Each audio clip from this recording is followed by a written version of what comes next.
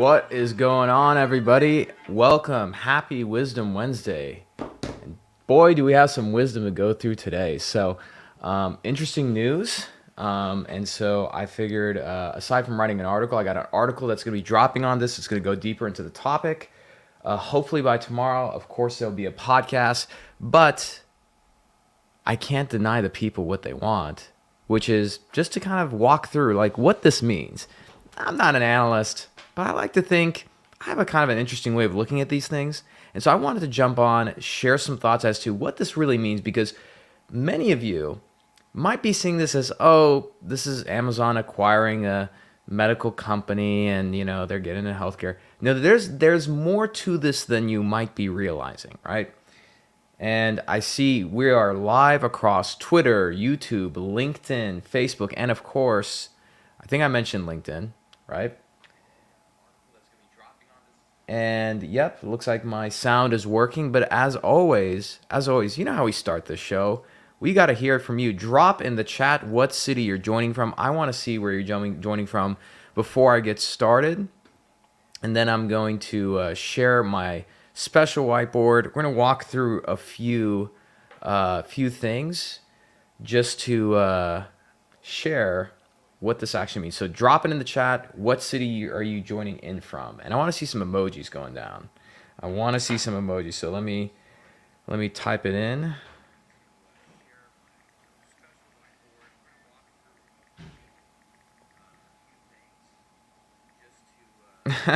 Adam Saleh, what's up, man?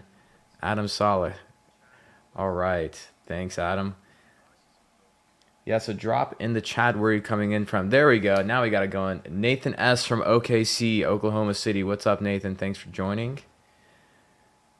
And I know there's a little bit of a delay. So what I can see, we got somebody from Detroit. Scott Grant, Dr. Scott Grant, Detroit, Michigan. If you guys aren't, if any of you are dads out there, by the way, you got to check out Scott Grant's podcast, Docs to Dad. I'm going to drop it in the chat here. Check out Docs to Dad's podcast. It's awesome. It really is. So Dr. Scott Grant is a pediatrician, and he has a show called Docs to Dad where he essentially shares great information for dads out there. Definitely check that out. Jules Victor watching live from Los Angeles. Hey, Jules, what's up, man? Welcome. Dang, Pramit joining from Brisbane. All right. Adam coming in from Cleveland. Okay. So great. So let's get into it. Okay. So I'm going to be able to answer some questions. I'm going to share my screen right now. And I put a little fun deck together. So let me share my screen. Okay. And this should be up. Now, of course, there's always a delay. So can Amazon solve our healthcare problems, right? That's the question that we all want to know. Now, let's get started with the first thing. First thing is, as you can see, this is One Medical. So One Medical took a huge hit, okay? So when they went public a few years ago, they went all the way up to $60 a share, and then they unfortunately came down, right? All the way to right here, okay? So, and I'm going to pan back and forth actually to my article, which I'm writing, because that'll help me highlight some things I just realized. Let's see. And I told you guys, this is still still a work in progress. Okay, here we go. So when it comes to One Medical, okay, they were acquired. They acquired essentially, you know, they went up to $60 a share. Now they went down 70% to a free for all. Amazon acquired them for $18 a share. Okay.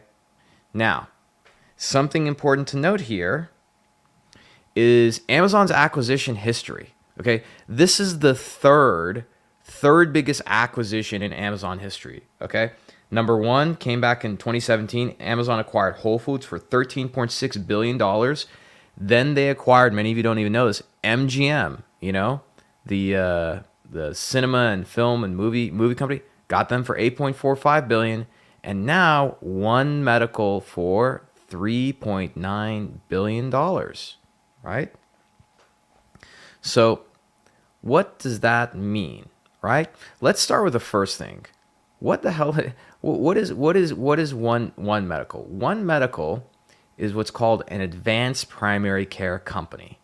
Okay, advanced primary care. I'm going to tell you what that means in a second. They have 188 clinics across 17 metropolises. They got like San Francisco, Phoenix, Dallas, and if you look up online, let's just look this up. One Medical. This is what their locations are like.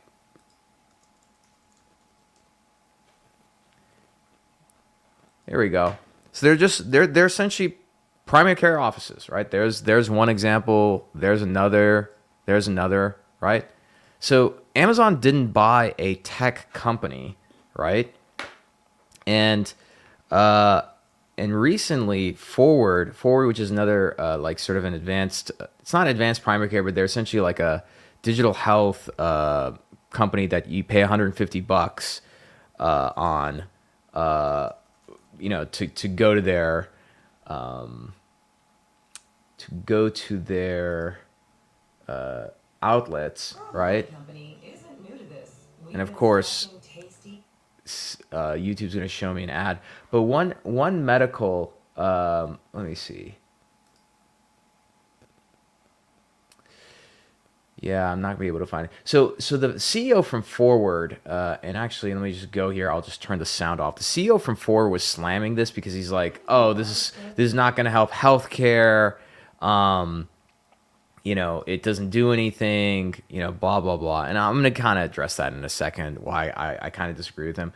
So again, that's what One Medical is, advanced primary care. But what is advanced primary care? Okay, the whole key is that shifting the focus from primary care towards quality. Of course, that's what everybody says in medicine. It's, oh, we're shifting away from numbers to quality. But that's the key here, right? You shift to quality. So advanced primary care essentially allows a patient to get high quality care. It also allows the providers to be free of traditional time constraints, right? So spending more time with patients, right? Instead of focusing on volume, that way you provide better quality, right? Instead of fee for service, we're looking at outcomes, right?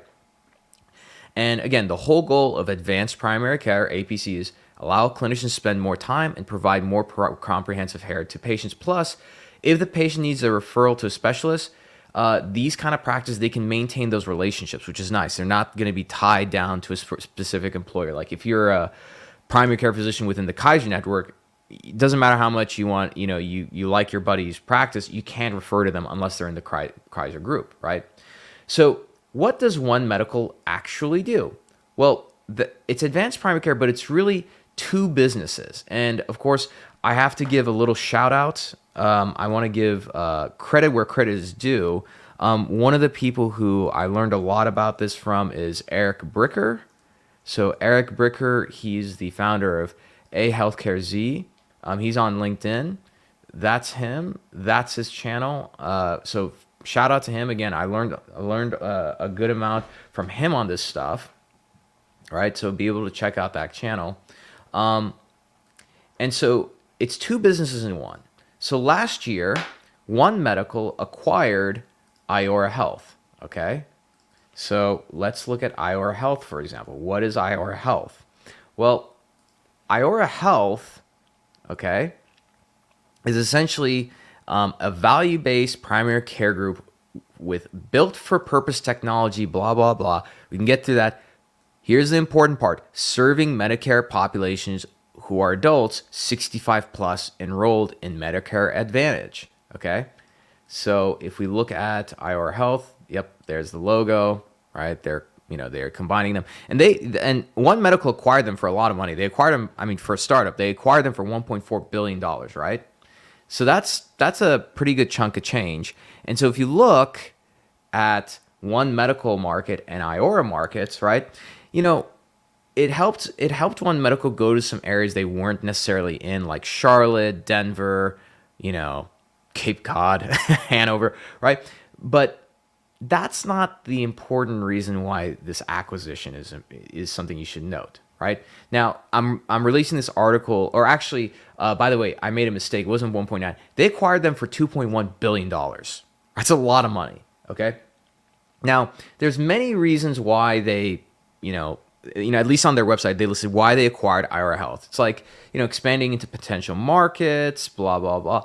The most important thing, getting into Medicare. See, enhancing One Medical's risk-taking capabilities, right? And full risk Medicare reimbursement models. I want you to remember that, okay? So how does One Medical make money, right? Here's the key, okay?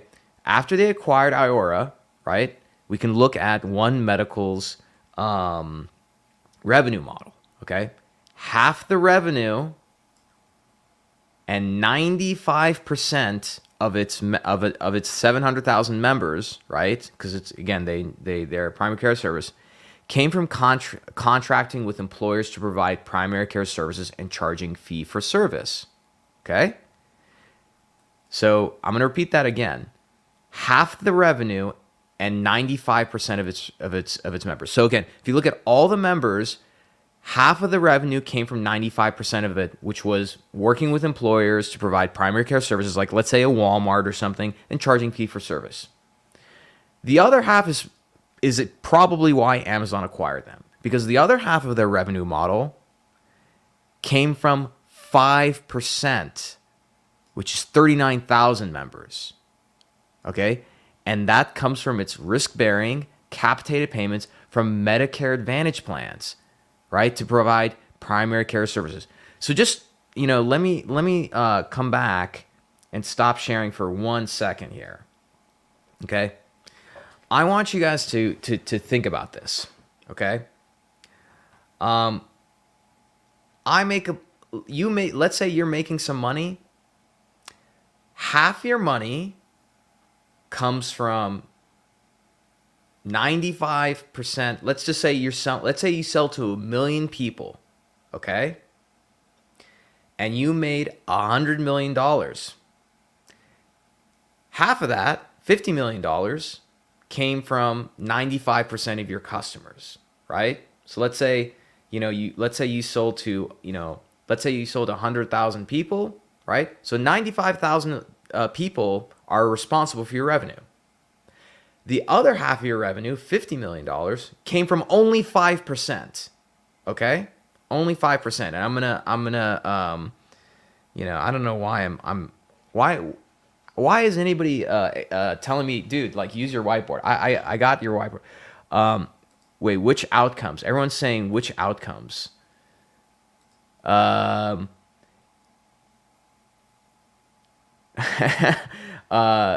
says Medicare disadvantage plans. Yeah. Okay. So that aside, I get it. Not everybody's a fan of that. Cool. Let's put the healthcare stuff aside. Let's just focus on the number side. Like, why did this happen? Okay. Let me share my screen. Okay. Let's get back to the digital whiteboard. Okay. So, digital whiteboard. Okay. Whoops. And again, you guys are going to have to bear with me on this because okay. One Medical's money. Okay? And if we go back, let's go back. How much did they make? I don't think I listed it. Okay? Man, how did I not list that? Okay. That's okay. Let's come back here. Okay? 95% of its members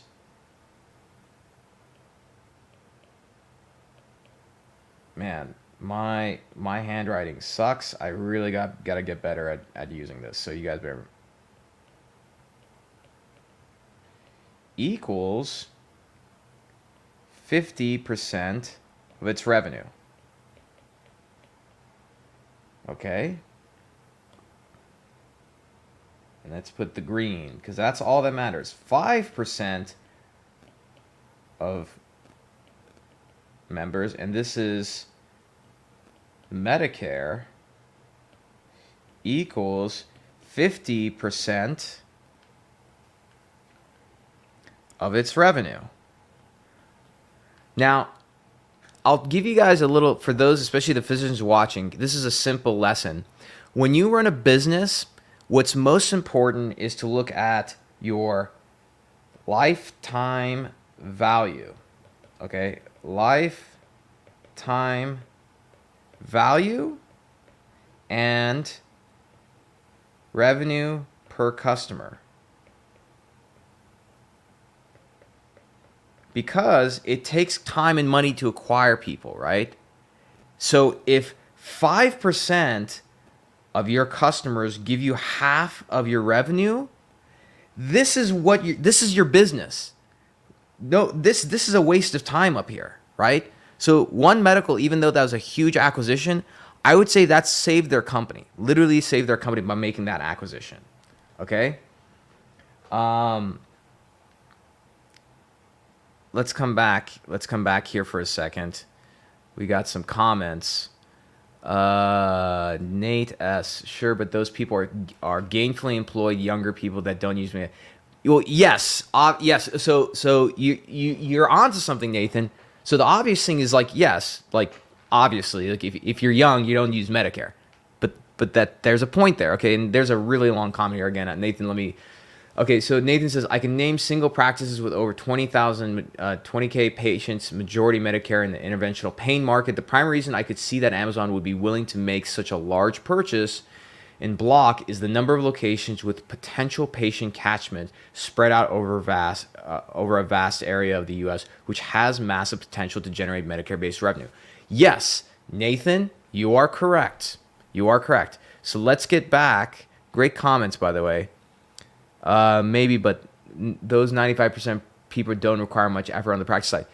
But who cares about the effort, man? What matters is the revenue. The revenue. I don't care if it takes look.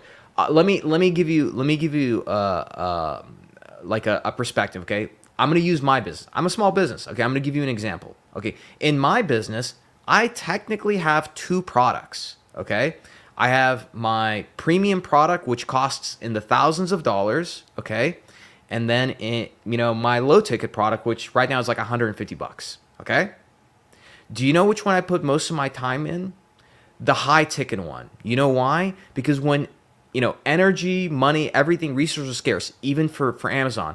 And so if you're going to put focus on something, you put focus on the thing that's going to bring you the most money. You do not waste time on things that are like low ticket revenue. So even if it's again, the little low ticket thing that I manage, I put no time and effort into it. It doesn't take a lot of energy of mine, but guess what? It takes energy to acquire customers, no matter what business you're in. Focusing on where the money's coming and where the most yield is per customer, that's what your business has to be, right? Wrong, effort costs money. Yeah, no, that's exactly my point. No, effort does cost money. That's my point, which is, in a world of scarce resources, and again, your effort is not limitless, even for Amazon, where do you put your effort, okay? You put your effort on the thing that's bringing you the most money, okay? So let's keep on track and keep going, okay? Now, even though, okay, One Medical's been losing $28 million. They lost $28 million in Q1 of this year, and they've been losing money ever since, okay? Now, let me go back to here. Here's the key, okay? If we look at this chart, okay? So, main thing, health costs increase as individuals get older, right? So, if you look at the average healthcare spending by insurance, by sex, don't worry about all this. All you got to look at is who has the largest amount of spend. Across the board, it's people who are 65 plus, right?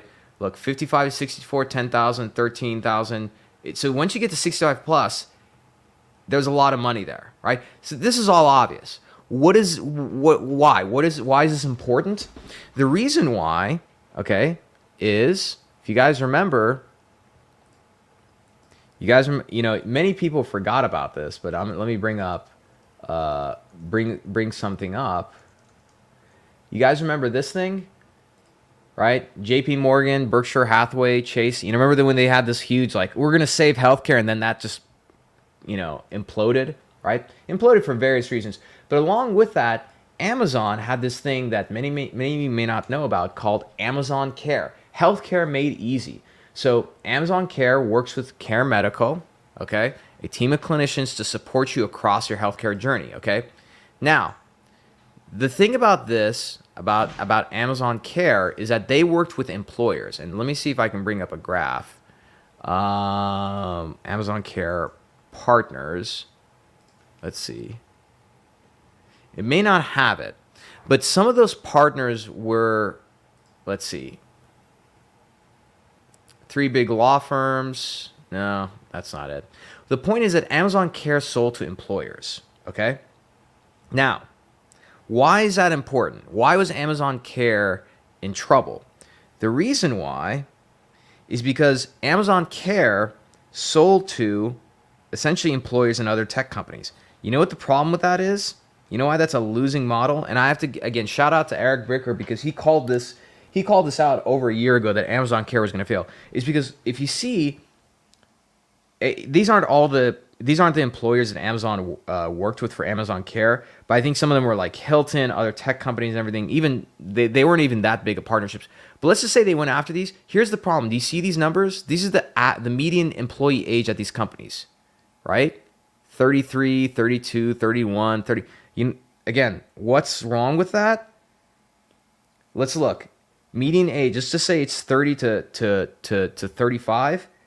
Those people spend anywhere from $3,000 to $5,000 in terms of costs every year in healthcare. That's peanuts compared the $13,000 plus spent by 65 plus. The big key here, right? And let me add here.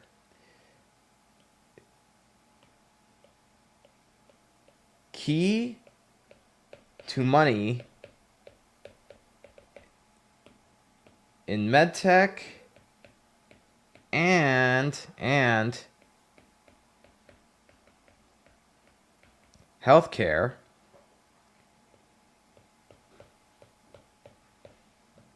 utilization. Okay? That's the name of the game. Okay? If you have, and let me come back here so that and let me close my window here for a second. Okay?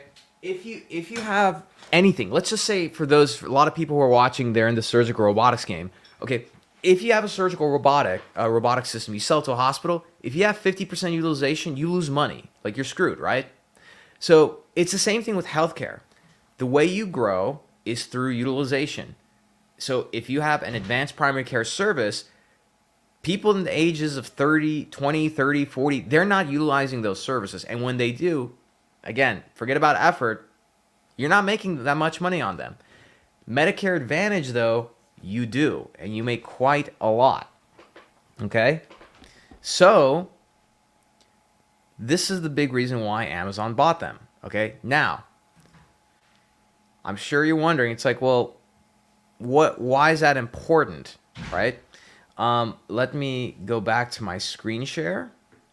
Okay? Because some of you might be getting ahead of yourself, like, okay, they got them because of Medicare Advantage, you're going to make money. Okay, Amazon Web Services made $54 billion last year. So it's not like they just got this because, like, oh, Medicare Advantage. There's a very specific reason for this, and I'm going to pull this full circle in a second, okay? Now, when the breakup of JP Morgan happened, there's a guy named Matt Hawkins who's CEO of Waystar, right? It's a health technology company. And his thing was, like, the winning model to solve for things. Let me close the door because my baby's crying. Don't worry, his mother's got him.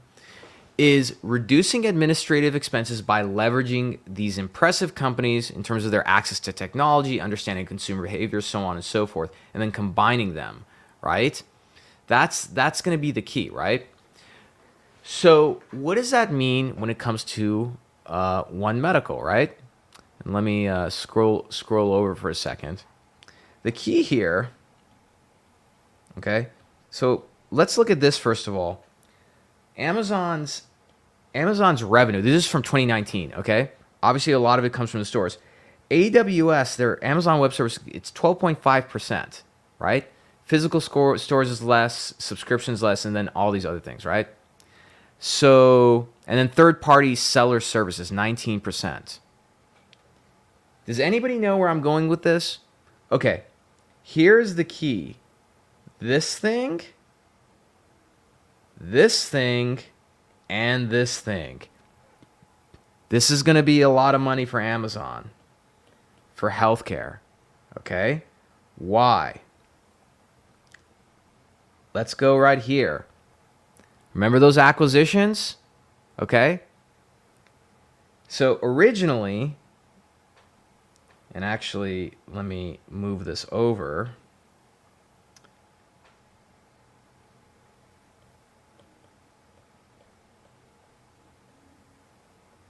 What did Amazon do with these acquisitions? Let's look at Whole Foods. Amazon goes, so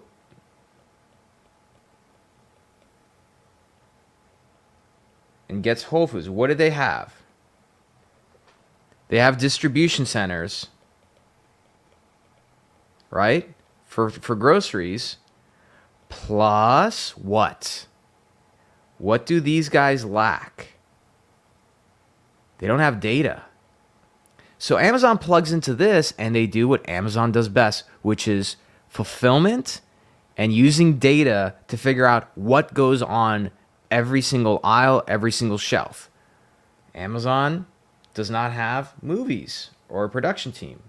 Amazon gets these guys, which means they get content, right? And distribution, right? And what can they do with that? Get a lot of data to make this thing run better. Over here, they get data, they make this thing run better. Okay? Now, let's look at healthcare. Amazon goes to Amazon Care. No experience, no distribution, no nothing. That doesn't work. So Amazon probably thought, why the hell are we trying to build a healthcare organization? Why don't we just do what we always do and buy one, right?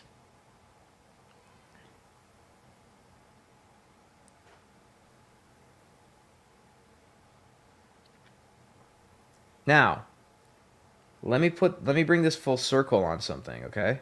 And let me just erase some of this stuff. I gotta figure out like here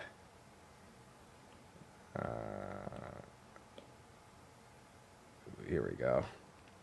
So while I'm erasing this, I'm sure there's a way that I can just clear all of this with one tap, but I haven't figured that out yet. Okay. Now, whoops, I did not want to do that.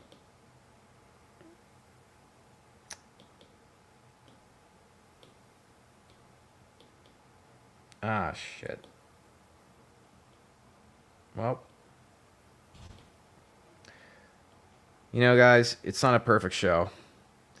It's not perfect.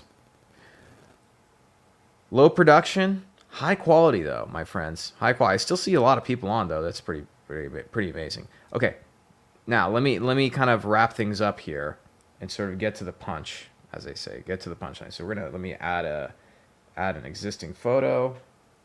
Here we go. We're gonna bring this over. Done. Done.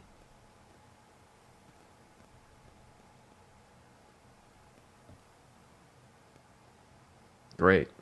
That seems to be not working. All right. Okay. Now here's the key here. Okay. Follow me. So as I mentioned, Amazon is going to bring what? Data and tech to all these things right here. Okay? Why is that important? Okay? AWS is being used for these things in some way. Okay? Once you get data, right? And let me come back here. Let's use gold for data. So all these things are going to give data back to Amazon. So what is Amazon going to do with that data? Well, aside from make these things work more efficiently, they're going to get third parties to also, right, distribute through here, right? Because they're like, hey, look, for if it's let's say it's Whole Foods. It's like, hey, company that sells spaghetti, right? Look, you should pay this much more to have shelf space in Whole Foods because we know that if you place it here, we can move inventory for you, right? They can create content here, right? Hey, movie producer, come and instead of going and producing, somewhere else, like just make the movies here. One Medical, hey, third-party seller, you can sell your medical device, your medical equipment, disposal, whatever, through One Medical, right? And guess what happens when that occurs? That's when Amazon's online stores come into play, because all the data from here allows them to figure out, hey, we should start making XYZ. This is why Amazon's a $1 trillion company, right? Amazon battery revenue, right? So Amazon, they used to sell third-party batteries until they realized, hey, we can make a lot of money selling batteries, right? And I think there's a graph on here somewhere. Amazon battery revenue. Let's see. How much does Amazon make from batteries?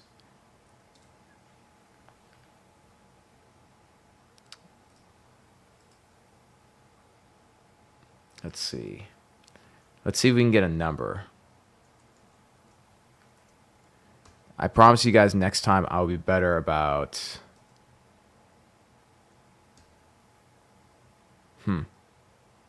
I can't find it, but I can tell you it's quite a high number. All right, so if we go back here, again, when you have the physical distribution locations, right? These are old traditional businesses, right? I mean, I don't care. Like, One Medical didn't have any tech, right? That was the problem. The founder of Forward Medical, that was his problem. He's like, they're just buying out an old, healthcare company that it's a service company, right? So this is traditional, this is traditional, this is traditional. Amazon layers on its data and tech, makes these things work more efficiently, learns from it, sells distribution to third-party services. Instead of making the products themselves, they have the distribution. That's what Amazon is. It's the world's best distribution center, right? And then as they start getting a lot of data on what products are moving and everything, then Amazon can just turn on a button and say, hey, you know what? These catheters that are being used at One Medical, Medline sells these things for $20 each. Why don't we just make our own Amazon Basics catheters, sell them for $10 and just wipe them out and add another few $1 billion in our revenue? That's what they're going to do. Okay. So I see a lot of questions and comments. Let me come back.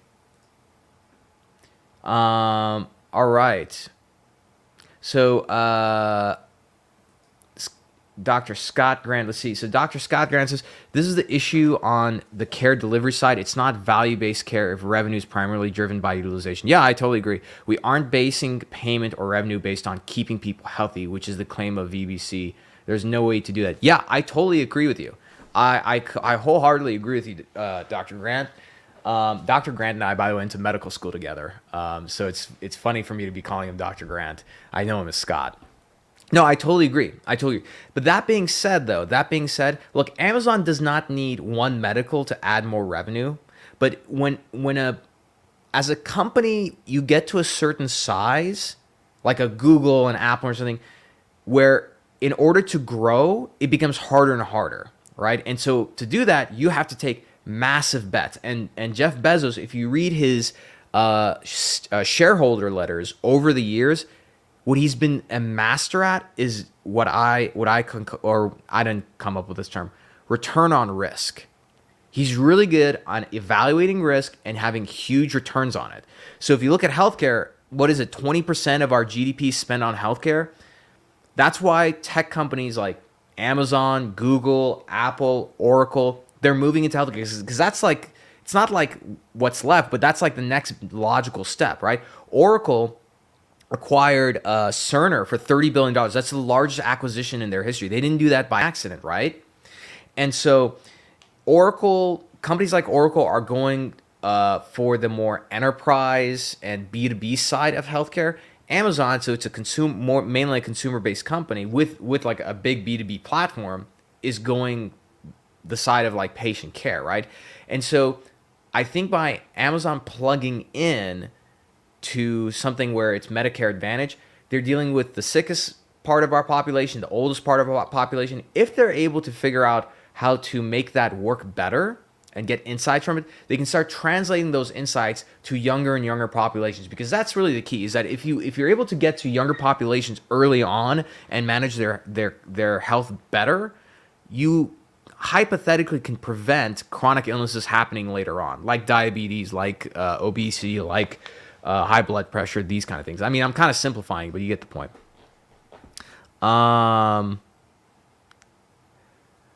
Nathan, I love your comments. Man, they're so long, it's going to cover my face, but that's okay. Okay. There has to be a better way for me to do this. No. So anyways, we're gonna read. I'm going to read Nate. So true, but to be fair, even using your example, it's the actual cost of utilization. For example, looking at patient billing and complexity. Yeah, but you're missing the point here, man. You're missing the point.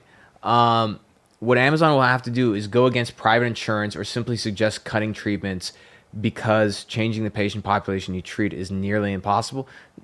No, but I disagree with that. This concept of like nearly impossible. Yeah, everything is nearly impossible until one day it's not, right?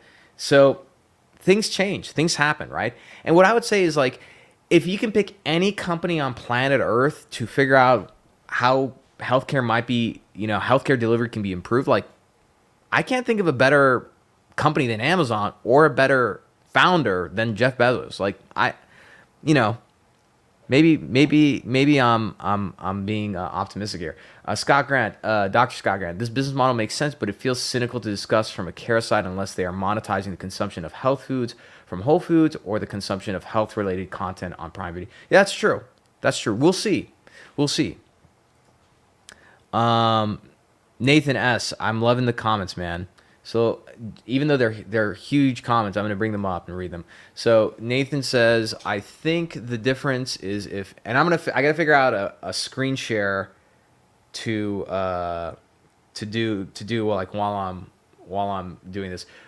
If anyone actually wanted to change the healthcare model, they would remove 65% of the overhead from private insurance companies and actually put a cap on pharmaceutical costs, clear and open. Yeah, Amazon will find is not new data. It's just proprietary modeling with insurance company. Yeah, I agree. No, but I don't blame you. I mean, look, I think we're all jaded, especially those of us who are in the healthcare business. Like, when a big company comes, like, when Amazon, JP Morgan, and Berkshire Hathaway had this whole, we're going to save healthcare. Like, I was like, that's,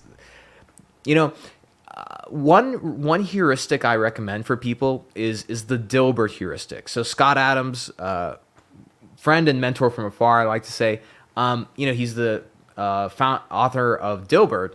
And what I would say is, like, there's certain heuristics to big companies that happen, which is nothing great happens by committee. And then when you bring big companies together, which, by the way, I saw this happening from a million miles away. If you read the reason why that joint venture dissolved, one of the reasons was that they just could not align. And of course, right, that just doesn't work, Don't get me wrong, I'm on board if it works. Yeah, no, totally, I agree with you. Frank Dolan, Frank, your LinkedIn for some reason is set to private, I think. So when I bring up your comment, it's not going to show you your name. But Frank says Amazon needs to go big game hunting, so healthcare, which is ripe for disruption via simplicity, is perfect argument. Exactly correct. Again, I mean, look, think about Apple. You think Apple came up with the Apple Watch just because they're like, oh, let's come up with a cute accessory? No, that is their entry point into healthcare. Same with Amazon. Amazon is doing it the smart way, which again, in my opinion, Amazon lost a lot of money on Amazon Care, right? That was a failure. However, you can take those learnings from Amazon Care and bring them into this new venture where you've acquired a vehicle. I mean, think of it just like anything else. Sometimes when it comes to entrepreneurship, you don't want to build something from the ground up. Sometimes you're just better to acquire something that is not working very well and then bring your entrepreneurial magic and make it better, right? Happens all the time. Same with big companies, right? I mean, for example, I'll give you a great example. Look, I'll use myself as an example, okay? If I wanted to, I don't know, let's say I wanted to get into, what's some really random? Let's say I want to get into the book selling business, right? Let's say I want to do that. The dumb thing for me to do is to go and build a book business from scratch, right? Like I'm gonna find some different way of selling books, right? Now, the smart thing to do is to go acquire like a local bookstore and use my talents, which is marketing, right? And apply that to that business model along with, anything else to make it run more efficiently. That's the thing. And I think that's what Amazon's going to do is that they see One Medical and they say, okay, this is distribution for a certain type of healthcare. They just found a way to be profitable, right? Or kind of profitable, And so if we're able to plug into that, get all this data, right? Figure out how to monetize it, figure out how to make it run more efficiently, you can start translating it down to other things. Because again, could Amazon hypothetically through Amazon Care improve healthcare by employer plans and insuring like young people? Yeah, but you know what? Think about how much longer it's gonna take for them to learn. Utilization is the key. So again, in order for something to be improved on, think about how AI is. In order for AI to work, you need infinite data. If you don't have high utilization, you don't get a lot of data. It's gonna take you that much longer to figure things out. Even when it comes to, look, again, translating this back to my position, small business ownership.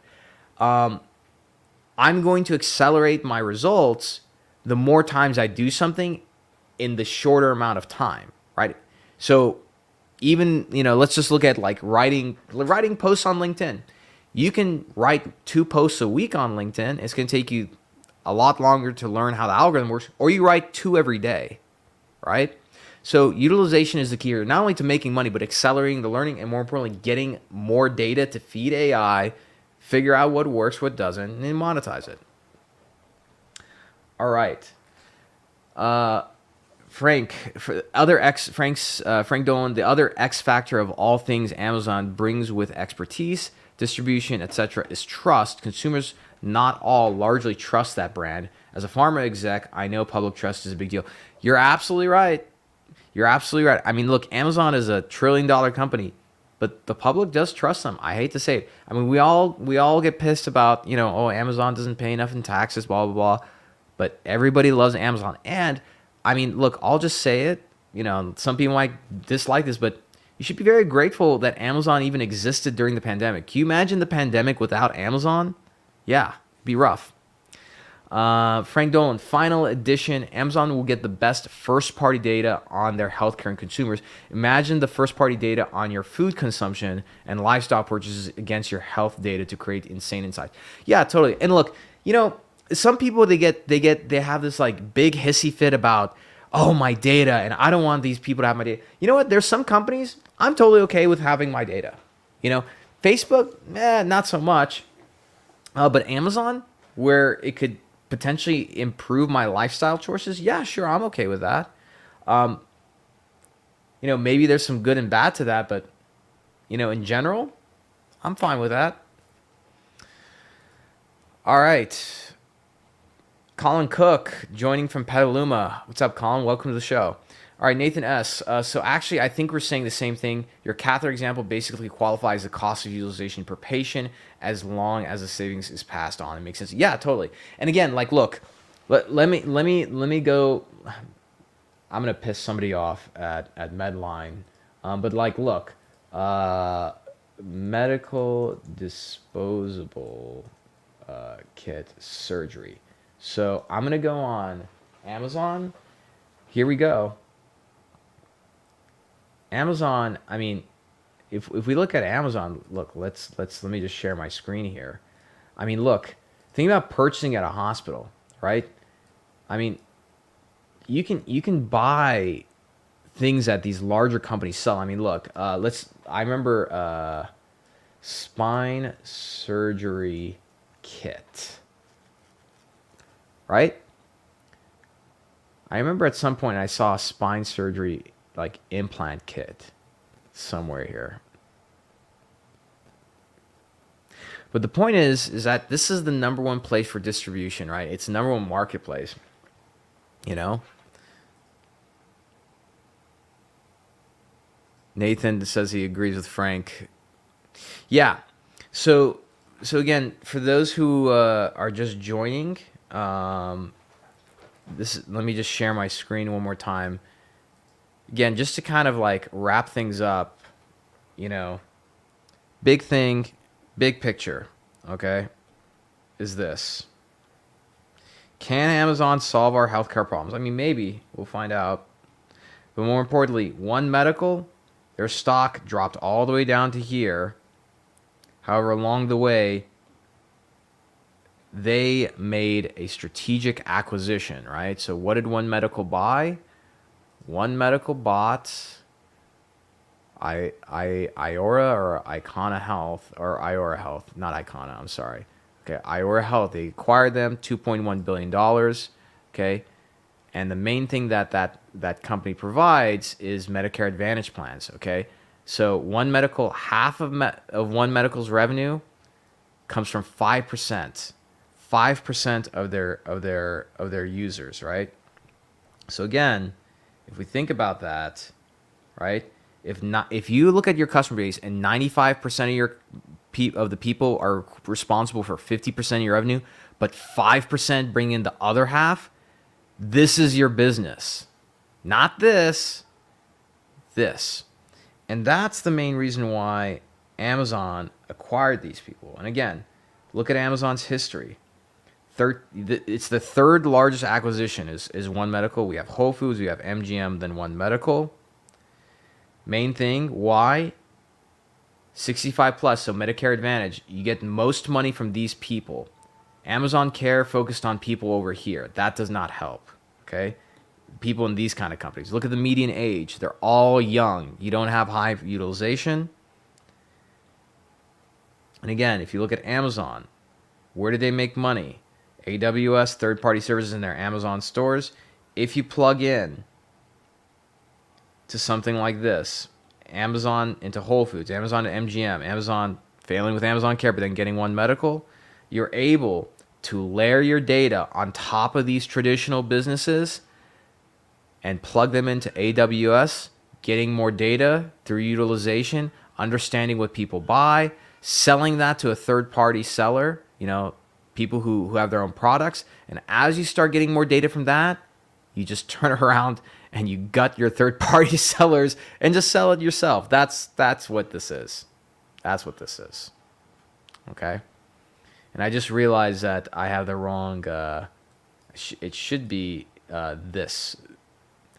So again, Amazon plugs into each one of these traditional sellers. They layer their tech on there, right? Amazon Web Services, get more data, sell third-party products, figure out what products move, make it yourself, right?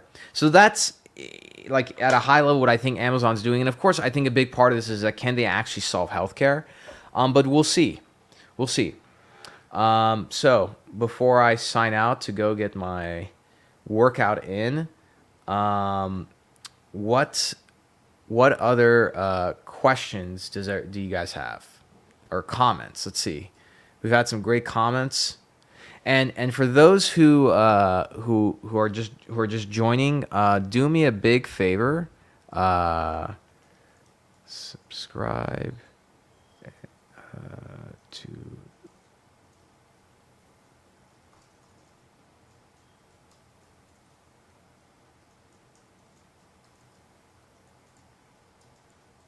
Here we go.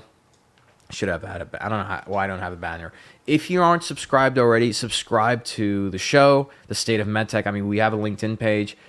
We're on Instagram, but most importantly, go subscribe to us on YouTube. We got a lot of great videos there, especially for medical sales, and physicians as well. We have CMEs there through CMify, and we do have this as a podcast. So Apple, Spotify, etc. If you like the show, look, do me a favor. It'll take you 5 seconds.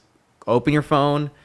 Go to Apple, give us 5 stars, write a review. It's very important that you write a review, and give us 5 stars on Spotify. Big help. So please be sure to do that. Oh, I see Janet. Thanks for doing it. Janet over on Twitter. James on Twitter as well. Janet and James, you guys together? Janet and James. That's kind of funny. Both together, back to back. Thanks, guys. I appreciate it. Nathan, thanks for the great presentation. Yeah, thank you. I appreciate it. I appreciate everybody showing up. So yeah, that's it for today. So I'll be publishing this article hopefully tomorrow. This live stream, through your fantastic feedback, gave me some insights that I should probably include in the article. So that'll be out along with the podcast. Again, subscribe to the show. Give us a good rating on Apple or Spotify. Just look us up, The State of MedTech. So that being said, we are out for the evening. Have a great evening, everybody, and I will catch you later. Bye for now.